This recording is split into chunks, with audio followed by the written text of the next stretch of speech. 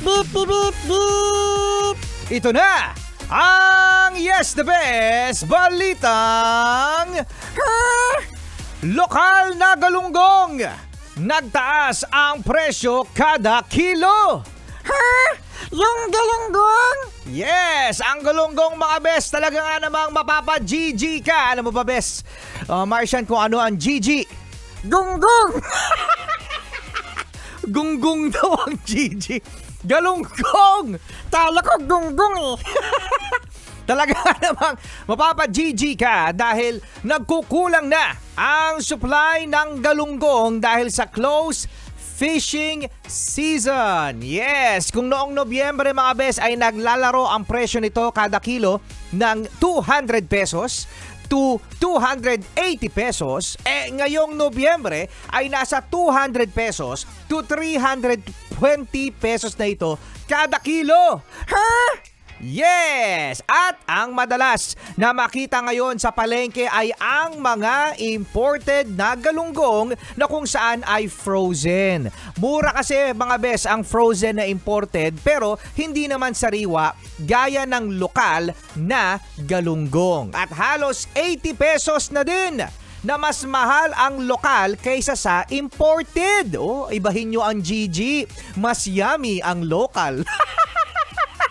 Mas yummy pala. Oo, kaysa sa imported. At simula ngayong buwan hanggang January 31, 2024 ay bawal manghuli ng GG, gayon din ng tamban at makarel. O mackerel. Ginagawa ito ng mga mangingisda para dumami ulit ang supply ng mga isda. At para sa iba pa mga balitang bisitahin lang ang fresh na yesthebest.com.ph. At iyan ang ating Yes the Best balitang ayan. Kamusta yung mga best natin? Na ulam ngayon ay galunggong. Wow, rich kid.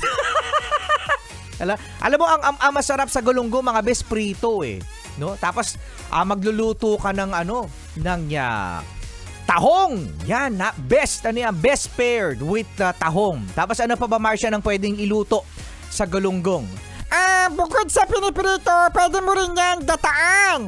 Ay, oo, ginataang galunggong.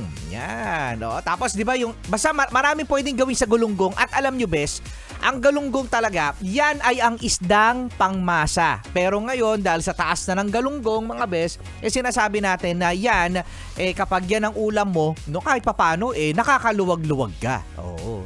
Gunggong! Nagunggong tuloy ni Martian ang galunggong. Kasama nyo pa rin, DJ RP, DJ Rico Panyero. Beep, beep, beep, beep, beep. At tsaka chart ang favorite ng alien, yung cute. Sino yan? Martian! Kaya na bes, ang Only love can hurt like this.